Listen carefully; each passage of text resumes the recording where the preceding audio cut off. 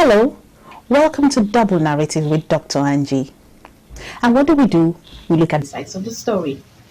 Today we're going to be looking at another very important side of communication. and of course we're going to consider both sides of the coin. Now what we want to discuss is how to build a talk rapport in a relationship.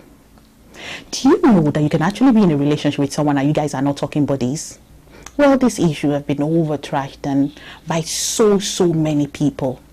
But then we're going to give it another shot by taking another dimension to it. By looking at some of the little building blocks that we must be able to observe when it comes to building a talk rapport with anybody in any kind of relationship you're in. Whether you're boyfriends and girlfriends, or you're married or dating, or you're just seeking friendship with people, it's important to always put these things at the back of your mind. Now, the first thing we're going to look at is listening. Do you know that is one of the most difficult things we can do as individuals? Listen to other people. Understandably so. We have so many things we have to bother about ourselves. And so sometimes when we talk to people or when we meet people, it's always very difficult to actually listen to them. And mind you, listening doesn't mean just to hear them when they talk. It means to engage in a conscious activity of actually trying to be in the same shoe with them. Now we're going to look at some aspects of active listening that we need to bring into our relationships so that we can be, talk buddies with whoever we are in a relationship with. Nobody's going to miss you when they are not talk buddies with you, because every other thing is replaceable. But when somebody actually talks to you and you share something in common, you just kind of click in a very unique way. And so friendship and relationship can blossom. So now, what do we mean by listening to people actively when they talk to you? The first thing is you have to show empathy.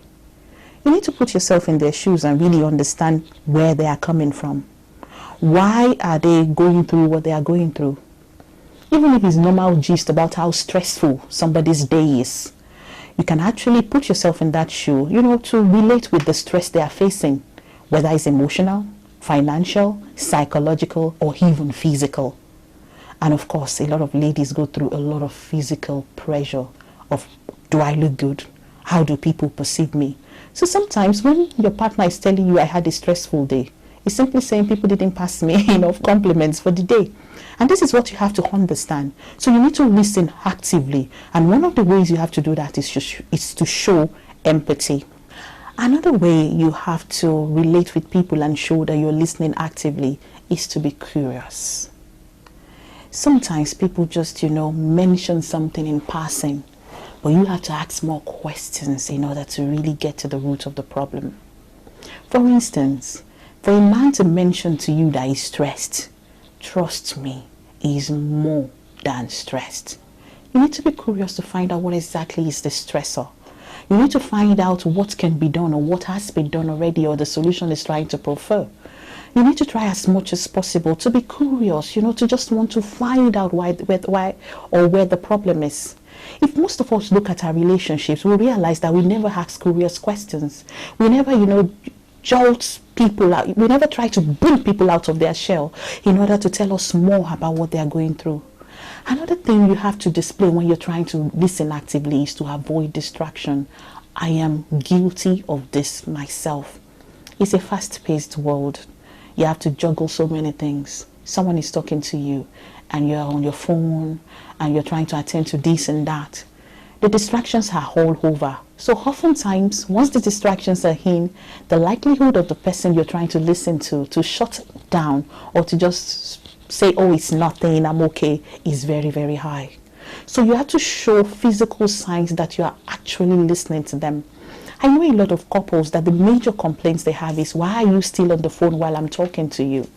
Yeah, right. Since we're considering both sides of the story, we also understand that a lot of people keep up with business on their phones. But in order for you to show that you really want to establish a talk rapport with your partner, you need to make a conscious effort to show them that there is zero distraction. And one beautiful way of showing that is switching off the television, putting your phone aside, looking into their face and allowing them to just talk.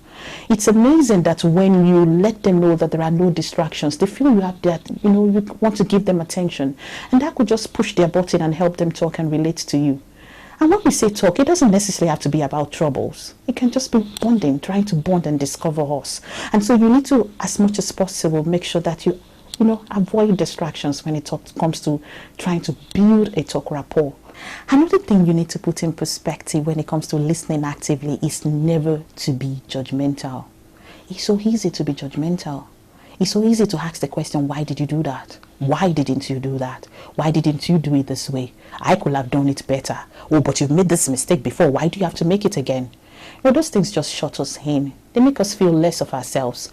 So it's very important that you're not judgmental. Because once you're being judgmental, we shorten. It's so natural because we feel we don't see anything good coming out of us. We also feel that, well, since this person doesn't feel I have enough capacity to solve my problems, and anything I do in an attempt to, create a relationship is often criticized, then you can be sure that that person wouldn't be talking to you anymore. So you can actually be married to somebody who doesn't talk to you, who doesn't share their concerns, their happiness, their victories with you, because they feel if you did not, if you're not in this with me in the long haul, so why the world will I share my concerns and my joys and my victories with you? So we want to make very conscious effort to listen very actively. Another thing we need to put into consideration when we're trying to build a very beautiful chat rapport in a relationship is to just understand. And one point where we can show understanding is understanding differences. We are different. Individuals are different. Gender stereotypes are different. And so we need to come to the communication table bearing in mind these differences. This popular thing they say, I'm sure you've heard it sometime, that men are rational and women are emotional. It can't be true. The first thing a woman wants to do anytime anything's happened is to react emotionally, to scream in excitement or to cry in pain. But then a man is just takes it in, and they want to reason it through before they make reactions. So you need to understand when you come home very hysterical, or when you tell your male friend, hysterically something that has happened, he might just be calm. That doesn't mean he's not listening. You need to understand that he's listening to you, but he's processing it in another way different from yours. And in the same vein, you also need to understand that when your female friend or partner is very hysterical, just smile, because that is just who they are. We have to be hysterical. I think it's just part of the fun part of life that a man can be strong and a woman can cry. I like the cry parts. And so sometimes you just need to be accepting of the fact that women can cry and women can be overtly emotional over issues. And I think to a very large extent, when we can understand the differences in our perspective and the way we view life, we probably will have better friendship and better chat rapport in our relationships. Apart from viewing life in that perspective, we also need to understand that our differences lies also in what our priorities are, what we love, what gives us a sense of progress, what our fears are, what our anxieties are, and what presses our faith button and what presses our fear button. Let's take for instance, for me, the COVID-19 pandemic and the lockdown was just a jolly ride, because I'm an indoor person. You can imagine if I'm married to a man who wants to just be out there and talk to a friend, he's going to feel bottled in, and he's going to want to just some distance. He just needs a breather. I don't think that means he doesn't love me, and I don't think that means that he doesn't like being around me. He just misses who he is. Being outdoors, chatting with friends, laughing out loud, which is different from what I am. And if I sit in a room and I read all day, he shouldn't feel I'm ignoring him, because even though what he sees is that I might be ignoring him, that might not be the case. What actually is the case is I enjoy being alone, and I love traveling on the pages of a book. So we need to understand the differences that we have, and this is going to help us a lot to be forgiven and to be able to build better chat buddies. And another thing, and lastly today, is we need to be supportive of each other. It's a crazy world out there, and I think the only reason people go into different kinds of relationship, whether it's dating or friendship or what have you, is to take succor, is to have a breather from all the stress and the anxieties out there. So you want to openly offer support. And shall I tell you the craziest and the easiest way you can offer support to anybody?